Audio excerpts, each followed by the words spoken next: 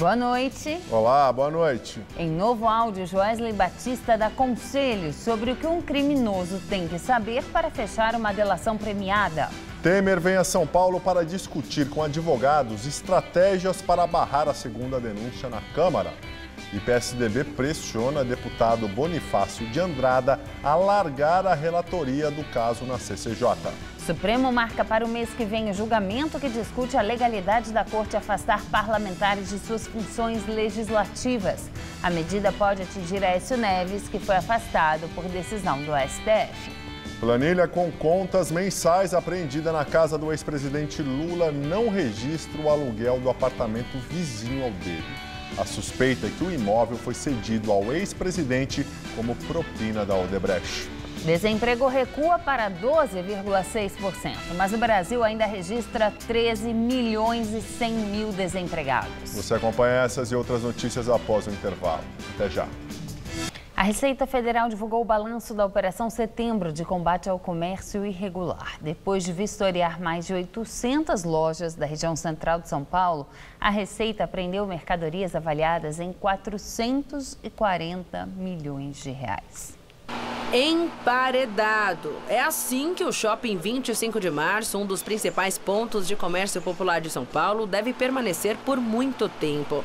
A ação da Prefeitura é resultado da Operação Setembro, organizada pela Receita Federal em parceria com o Ministério Público e a Guarda Civil Metropolitana em combate à venda de produtos ilegais no país. Já foram feitas inspeções no prédio desde o início da ação e agora ela é concluída com a saída da Receita Federal e o emparedamento, a interdição do estabelecimento pela Prefeitura. A Galeria Florencio também foi emparedada. O comércio fica no mesmo quarteirão que o shopping. Durante a fiscalização foi encontrado um corredor ligando os dois locais. Para a Receita Federal, foi essencial para o sucesso da operação a descoberta de passagens e depósitos clandestinos. A Receita Federal divulgou imagens de alguns desses esconderijos. No fundo falso de uma loja foram encontrados mais de 5 mil pares de tênis piratas. Cães farejadores ajudaram nas buscas. Até um helicóptero foi usado na operação que fiscalizou 869 lojas na região do centro de São Paulo. Em apenas 12 não foram encontradas irregularidades. Em relação ao crime cometido, seja contra a ordem tributária ou crime contra as formalidades aduaneiras, nós encaminhamos uma representação fiscal para fins penais para o Ministério Público Federal. Então, além dos processos administrativos que a Receita Federal instaura, o Ministério Público Federal poderá instaurar também processos criminais. A operação apreendeu 880 toneladas de mercadorias ilegais, o suficiente para encher 68 caminhões. 90% eram produtos falsificados, quando a pessoa copia ou reproduz sem autorização da marca. Tênis, perfumes, acessórios, roupas, brinquedos. Tudo falso, até essa etiqueta informando a suposta venda exclusiva. Grande parte do material apreendido foi fabricado na China. Aqui no Brasil, o valor estimado da apreensão é de 440 milhões de reais. Além da falsificação, produtos ilegais também são fruto de contrabando, que é o crime de importar ou exportar clandestinamente, e de descaminho, quando a mercadoria entra no país a um custo diferente do valor declarado em nota fiscal. E essa operação, ela não se encerra aqui, nós encerramos a etapa setembro da operação. Mas por conta de toda a documentação levantada, que foi a primeira parte exatamente da operação no dia 11 de setembro, foi a busca de informações, documentos, computadores, laptops, nós localizamos filiais e também matrizes de estabelecimentos que estavam naquela região central da cidade de São Paulo. Em nota, a empresa que administra o Shopping 25 de Março afirma que o grupo não é dono das lojas, apenas aluga o espaço e por isso não tem qualquer poder de fiscalização. O texto diz ainda que a lacração de todo o shopping foi uma medida extrema e sem justificativa, porque lá também funcionam comércios como restaurantes e salões de beleza. A empresa afirma que já entrou com recursos na Justiça para assegurar os direitos para reverter as ações da Receita Federal e da Prefeitura. Em novo áudio, Joesley Batista, dono da JBS Friboi, dá conselhos sobre o que um criminoso tem que saber para fechar uma delação premiada. No novo áudio, recuperado pela Polícia Federal e revelado nesta sexta-feira pela Veja, Joesley Batista, dono da JBS Friboi, conversa com um interlocutor chamado Gabriel, supostamente o deputado federal Gabriel Guimarães, do PT de Minas Gerais. Ao interlocutor, Joesley diz ter aconselhado um amigo enrolado com práticas ilícitas e expõe seu raciocínio. É a coisa mais simples do mundo, porque se você tem problema, e se o problema como se diz, batom na cueca, corre lá e faz essa delação. Uma das conversas foi gravada depois de uma reunião na Procuradoria da República e aconteceu entre Joesley, Ricardo Saldi e Francisco de Assis e Silva, diretor jurídico da JF. Eles falaram sobre as impressões captadas na reunião com a PGR. Fica claro que já tinham apresentado os diálogos com Temer e Aécio.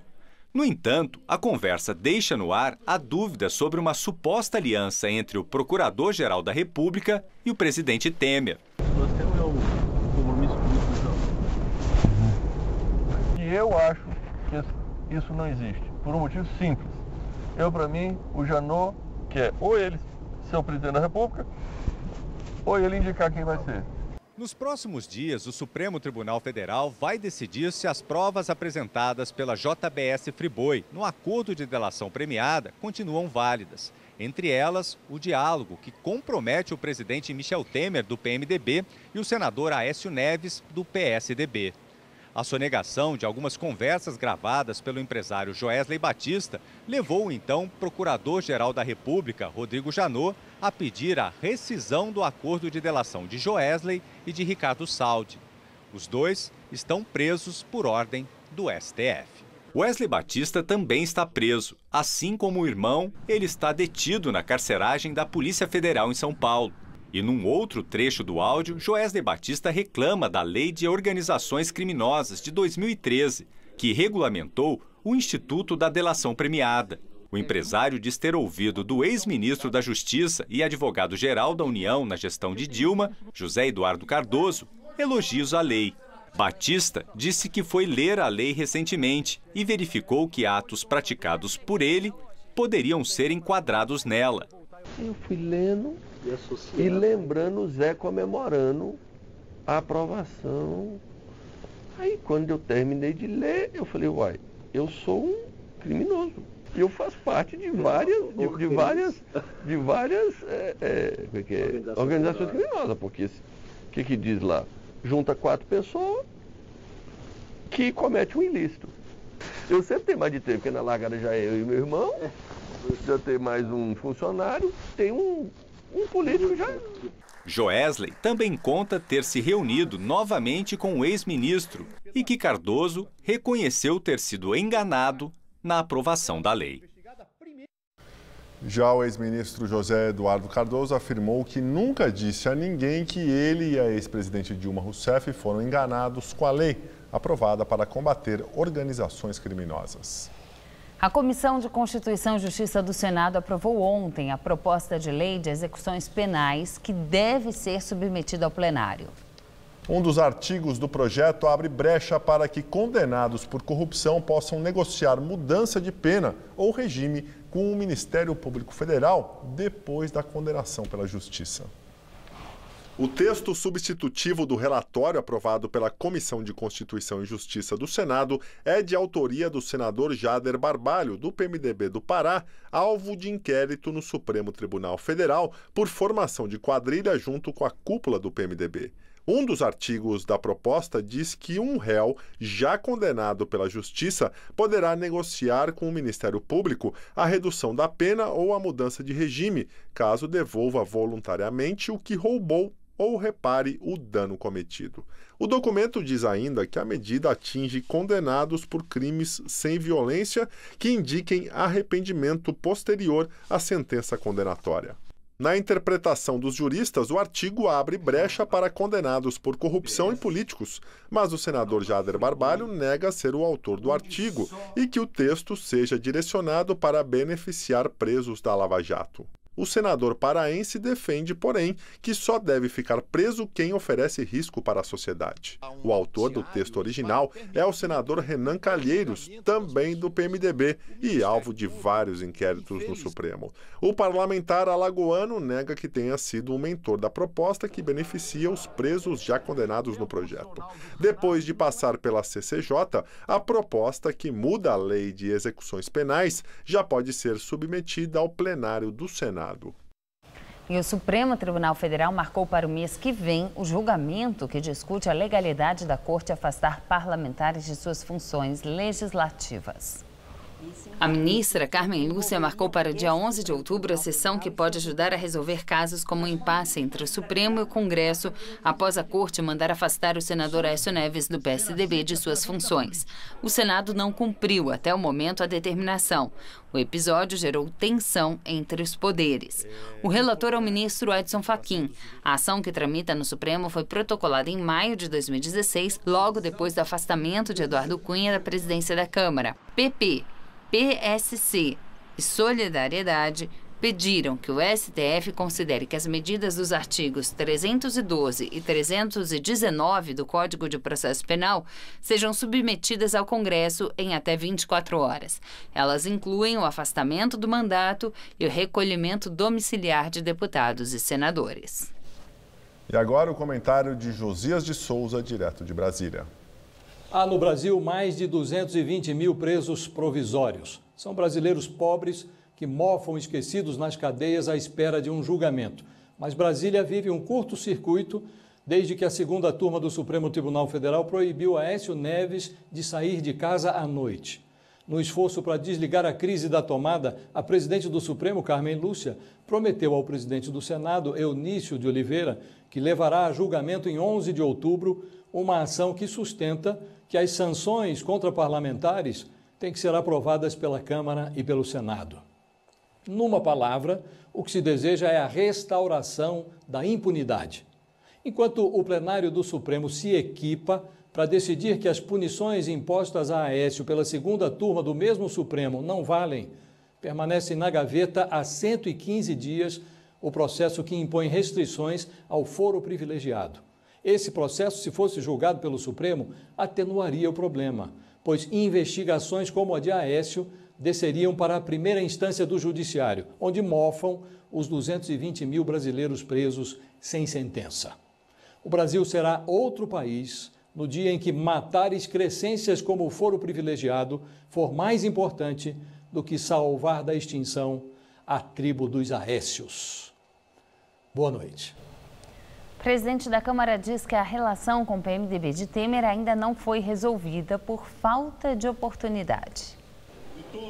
No entanto, Maia disse que vai manter a neutralidade na tramitação da segunda denúncia contra o presidente Michel Temer na Câmara.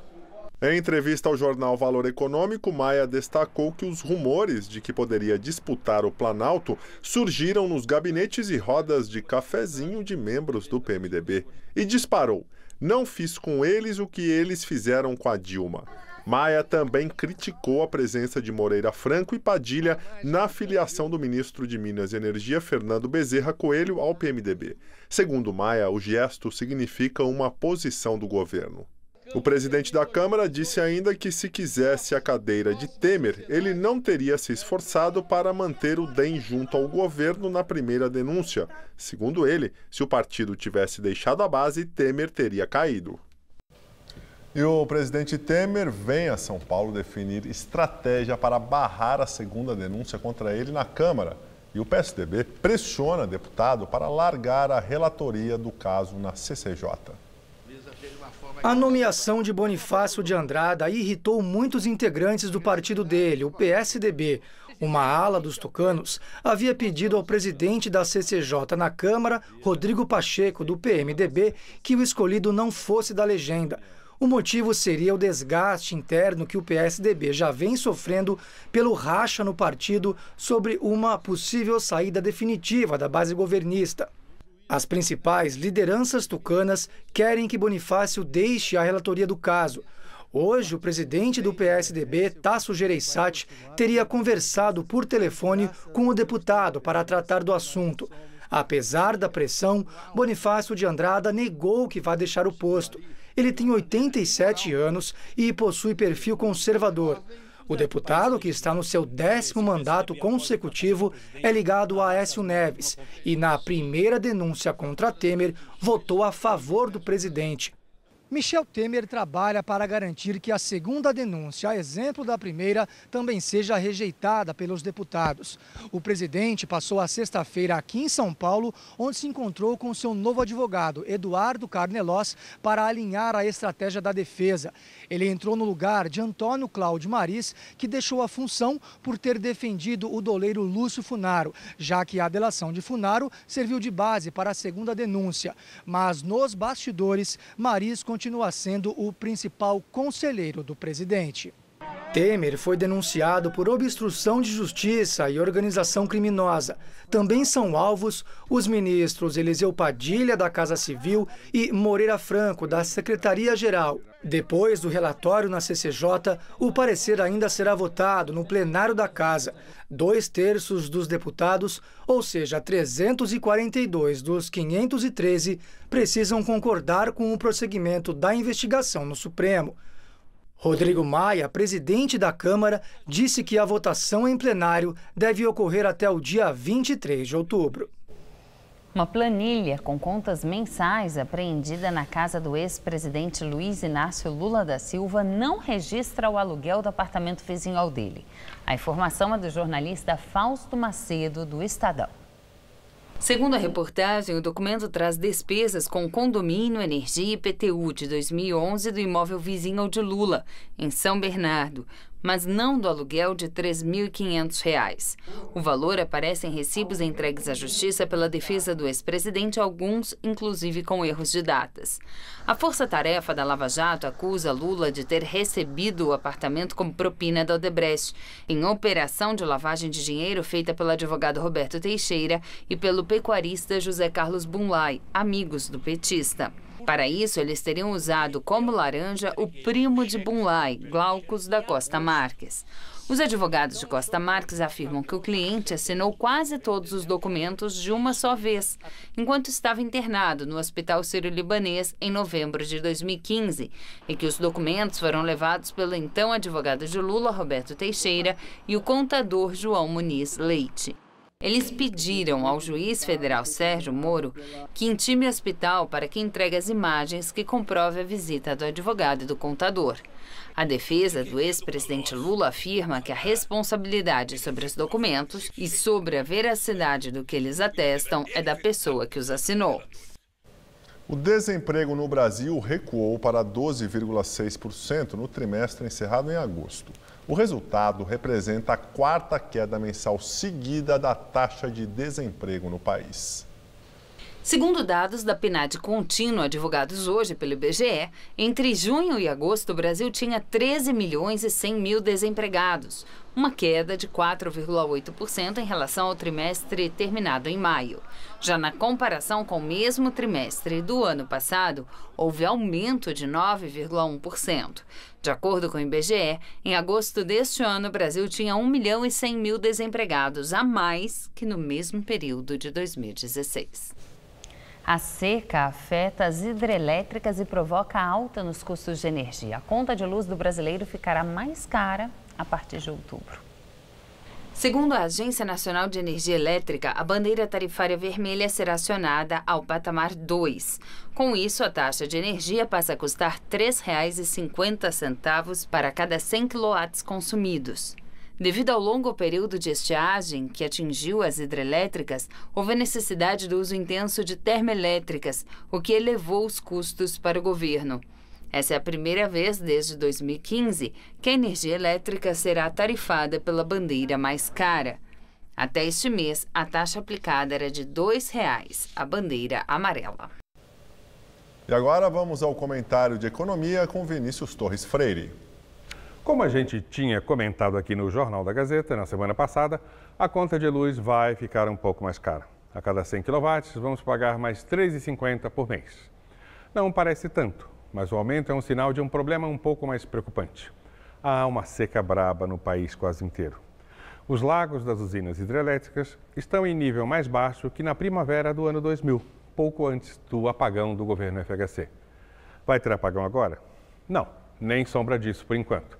O país tem fontes de eletricidade que não tinha no ano 2000, como as termoelétricas e as movidas a vento, as eólicas. Ainda assim, é um problema. A energia vai ficar ainda mais cara para as empresas. Não é uma boa notícia para um país que apenas começa uma recuperação econômica muito minúscula. Outro problema é a falta de água em si. O Distrito Federal, onde fica Brasília, está em racionamento desde janeiro. O Nordeste entrou no 6º ano de seca. A situação é mais grave na Paraíba, onde 88% das cidades estão em estado de emergência ou calamidade por falta d'água. No Ceará, 2/3 das cidades estão afetadas. A coisa anda feia também no Piauí, Pernambuco e norte de Minas Gerais. A Agência Nacional de Energia Elétrica, que cuida de fiscalizar o setor, vai começar uma campanha pela poupança de água e luz. O governo todo deveria fazer a mesma coisa. A gente só vai saber mesmo se a seca vai continuar de modo preocupante lá por novembro, dezembro, quando começa a estação de chuvas no Sudeste e no Centro-Oeste. Mas não é prudente esperar até lá. Torcer pelas chuvas de verão, como fez o governo FHC. Boa noite.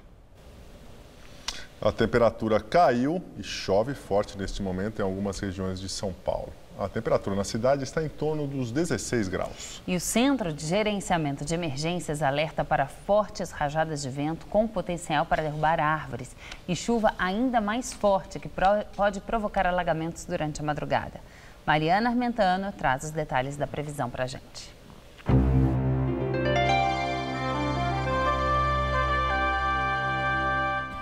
O final de semana promete tempo instável em todo o estado de São Paulo, com poucas aberturas de sol e pancadas de chuva a qualquer hora, até de forte intensidade, inclusive aqui na capital e também no litoral. Nessa madrugada de sábado, teremos mínima de 16 e máxima tarde só de 23 graus, com tempo fechado e chuva a qualquer hora. Aí no domingo o sol volta a predominar, não chove mais e a máxima sobe para 28. E a semana começa quentinha, com máxima também na casa dos 28 graus, ainda sem chuvas por aqui. Apesar da proibição, o governo da Catalunha confirmou que o plebiscito da independência da região está confirmado para domingo. Segundo o governo separatista, mais de 5 milhões de catalães estarão aptos a votar. Apesar da ordem para a polícia fechar todos os colégios eleitorais, o vice-presidente do Poder Regional catalão afirmou que os separatistas têm planos para garantir o funcionamento dos mais de 2.300 centros de votação. Apesar do otimismo do governo separatista, pesquisas de opinião apontam uma divisão clara sobre a independência da Catalunha, que concentra 1/5 do PIB da Espanha. Os Estados Unidos ordenaram a saída de seus diplomatas de Cuba depois de supostos ataques sônicos.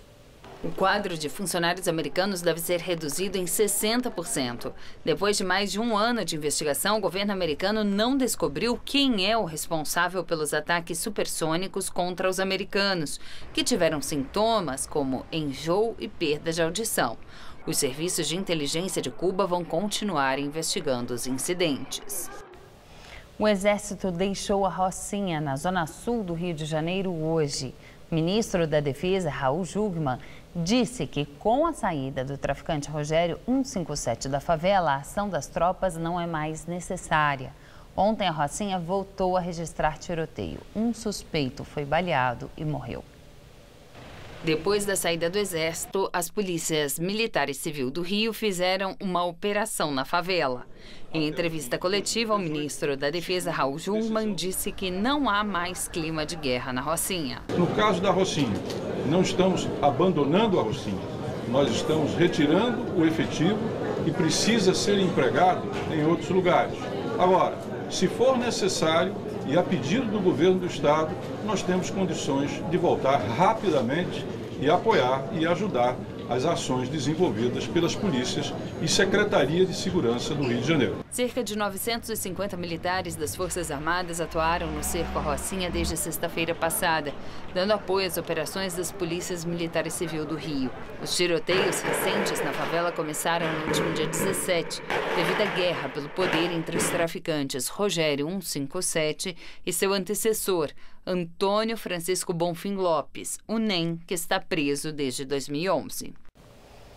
E nós ficamos por aqui. A edição de hoje pode ser vista no site do Jornal da Gazeta. Boa noite, bom descanso. Tchau, Gabriel. Tchau, Ju, até segunda. Muito obrigado pela companhia. Tenha uma excelente noite, um ótimo final de semana. E fica agora com o programa Festa Sertaneja. Até segunda.